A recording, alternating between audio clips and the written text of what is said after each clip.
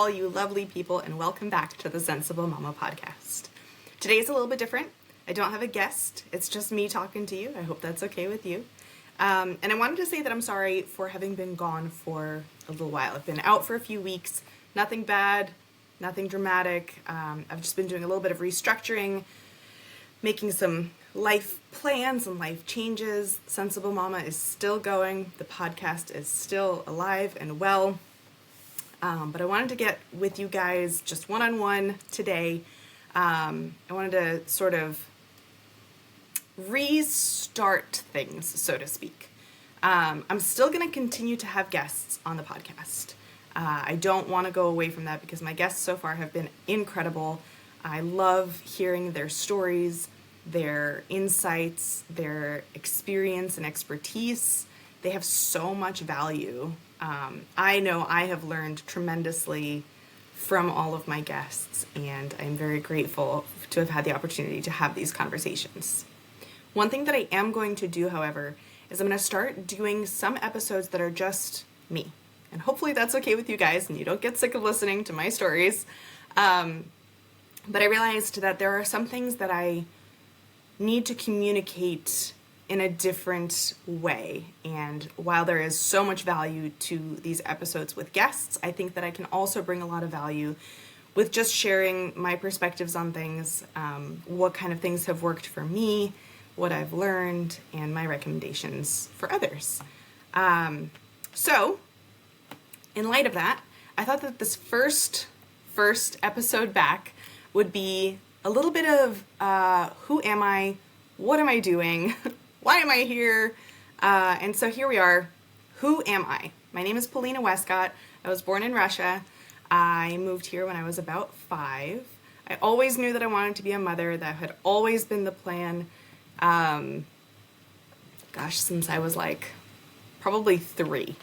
I had this whole life plan made out for myself, who I was going to marry, and the whole 9 yards. It was great. So fast forward, I got pregnant when I was 29 years old for the first, well, that's not true, not the first time. I had a miscarriage in 2006, but we'll save that for another episode. I do want to get into that as well. For the sake of this story, I had my first baby. I actually went into labor on my 30th birthday with my first kid, and it was a home birth, and I became obsessed with the subject of birth. I had always been interested. It was always something that was very interesting to me, but having experienced a fully physiological birth, I thought, this is not what we're told out there. And by that I mean like Hollywood, social media, even friends and family who I think mean well.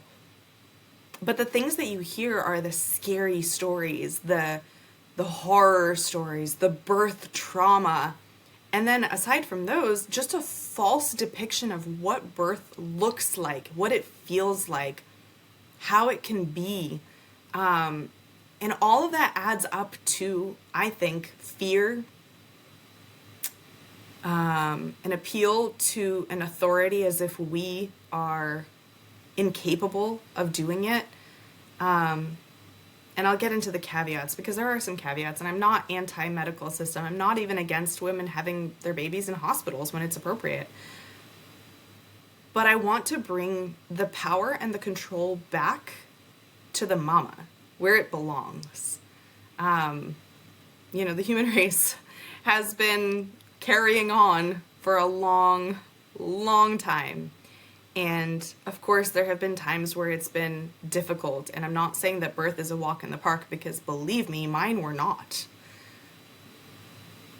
But I am saying that when a mother understands her full strength and the potential that she has, birth is not something to be feared. It's not something to sort of bear up and, somehow survive because you want children. I think birth is beautiful, and it's wonderful, and it's magical, and it's an experience unlike any other in this realm, you know? So I had my first baby. I became completely obsessed. I was like, this is incredible. I want everybody to experience this kind of birth because it's not what I thought it was going to be. It wasn't easy, but man, it was incredible. It was transformative. I learned more about myself in that birth than any other physical experience I've had on this, in this life. I learned my strength. I learned about courage that I didn't know I had. I learned about my tenacity and patience and all these wonderful, characteristics that, in my opinion, have made me a better person, a better mother for sure. And I'm not saying that you can't get that through a medicalized birth necessarily, but I don't think you can get it to the same degree. Anyway, so then I got pregnant with my second kid, and I was like, obviously we're doing this at home too, because that first experience was incredible. The second birth, people think I'm crazy when I describe it, but it was fun. Like, it was crazy. It was the most intense ride of my life, but it was fun. And he came flying out of me, this fiery red hair, and I was like, okay, that's 2 times that, and they were both completely different, one to the next, but 2 births. And I walked away from both of them with such a positive outlook and such, pride and joy in myself. And there was such a lack of birth trauma. And I was like, what is going on out there? Why are so many mamas experiencing birth trauma? It didn't make sense to me, comparing it to my own experiences. And so I set out to find out what the heck is going on here. I started reading every book I could find on the subject, which I had already kind of started in between the 2 kids, but now I was like, that's it. I need to figure this out. What is happening? Why are women having such traumatic experiences when this journey has the potential to be so empowering and so exhilarating? It just doesn't add up. And so I learned a lot. And that's what I want to communicate to you through the course of this podcast as it moves forward. It's not, I can't cover it in one 20-minute session or even an hour session. There's a lot to cover because there's a lot of factors involved. The people around you matter. Your birth team matters. How educated you are matters. Your own mental state, obviously, that has, some bearing on how your birth experience is going to be. Your physical condition, your health. There are so many factors, and they're all very important. But at the bottom of all of these things, I realized we've given our power and our control away so much that it's become normalized. And all of these other factors, yes, they have something to do with how your birth experience goes. But the first thing that I think you need to realize is this birth is yours. It belongs to you. And you have to be in the driver's seat. You have to stay in the driver's seat even when somebody or something tries to push you out of it. Because the second you're out of the driver's seat, the car is out of your control. And so if you want control of your birth story and your birth experience, you got to stay in the driver's seat. How do you stay in the driver's seat? You have to educate yourself. You have to realize that you're in the driver's seat, first of all. You can sit in the driver's seat of a car and not know you're there, and the car is going to go out of your control. So the first thing is you have to know that you're there. You have to know that you're the one that has the power to control the outcome here. People are going to say, well, you can't control everything. And of course, you can't control everything in the world, perhaps. But if you know how to navigate around the things that come your way, you're still in the driver's seat, no? A crazy driver can be flying down, the highway the wrong direction at you. But if you are aware and you're calm and you're a good driver, you know how to navigate around the challenges that come your way, and you stay out of trouble. And so that's kind of my goal here. After my babies, I started a blog because I just had all these thoughts. I needed to put them somewhere. I was like, I need to write. I need to put them out, scream into the void that is the internet, And so I started a blog where I started writing down some of my thoughts. Then my husband convinced me that I should start a podcast, so I started the podcast. That was really cool. Like I said, I've had guests who have changed my perspective, who have helped me understand things better. I'm sure they've helped my viewers and listeners understand things better, and that's going to continue because I think that is a unique experience that I want to continue. And then I accidentally became a doula. I didn't mean to, but it kind of happened naturally where I wanted to help women, broadly speaking, through this journey of birth. And apparently that intention was tangible enough that somebody who was basically a stranger to me was like, I want you there for me during my birth. And I was like, you what?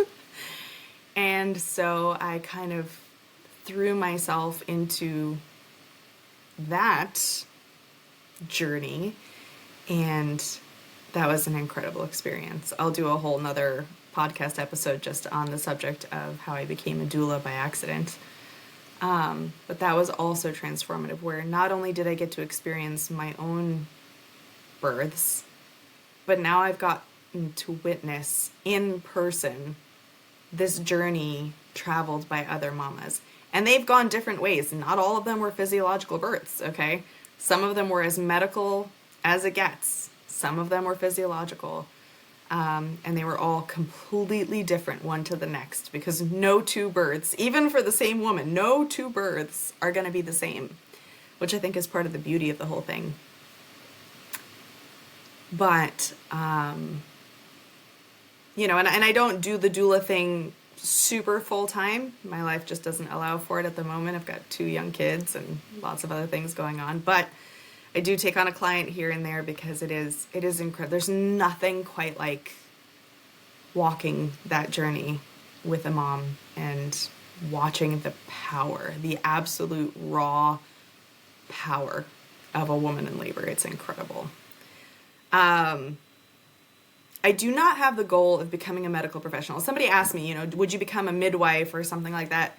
No, because it's important that you have somebody that understands the medical side of things, but that's not where my focus is. That's not where my interest is.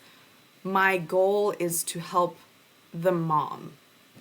And I think it's more on a spiritual basis than on a physical basis. And there's physical things that fall into this whole subject of birth, obviously. And I do try to increase my understanding and my knowledge and that of my clients and, the women that are listening to my podcast and so forth. But I'm never going to pretend to be a medical professional because that's not what I am.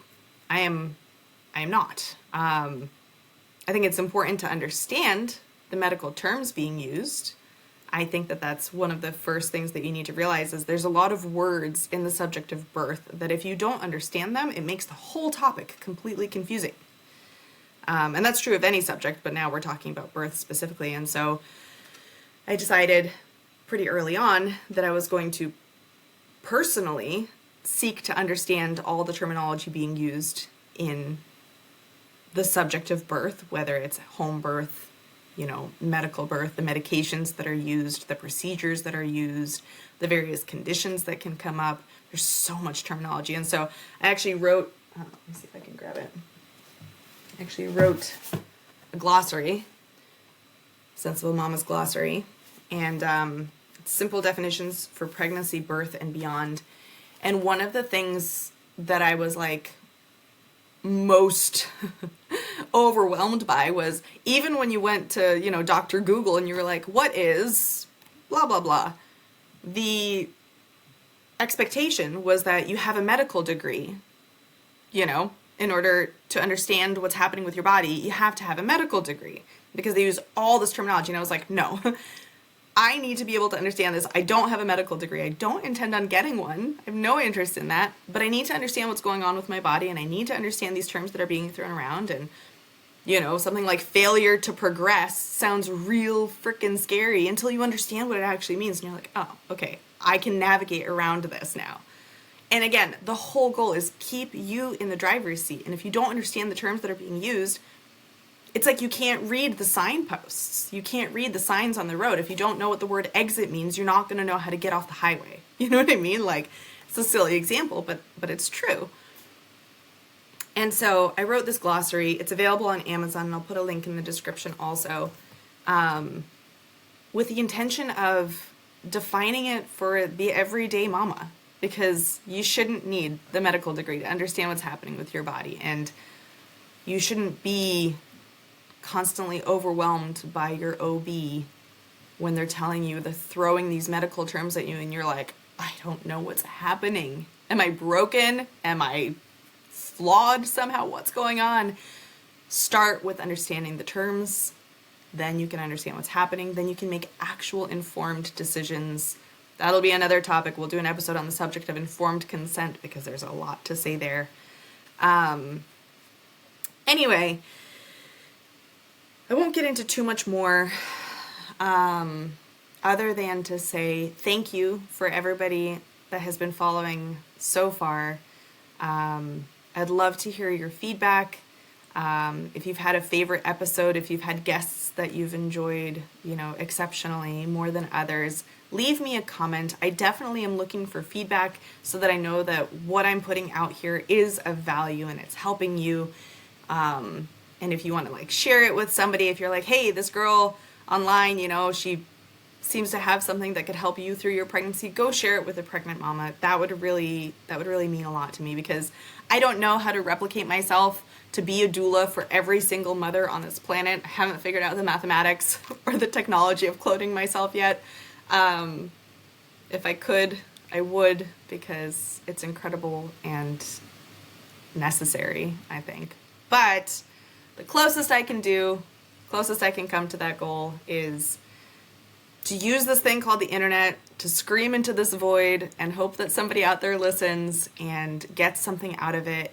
If I can help one mama out there avoid a traumatic birth experience, I'm happy. If I can help 100 or 1,000 or 1,000,000, that would be the dream. And so again, thank you so much for listening. If you've made it this far, I really appreciate it. Leave me a comment. Let me know your thoughts. If there's something specific that you want to hear about, if there's specific stories that you think would help, I can share my birth stories, why I decided on a home birth, stories from my doula experience and so forth. I would love to hear feedback on what would be of the most value to you. Thank you again, and I can't wait to see you guys in the next episode.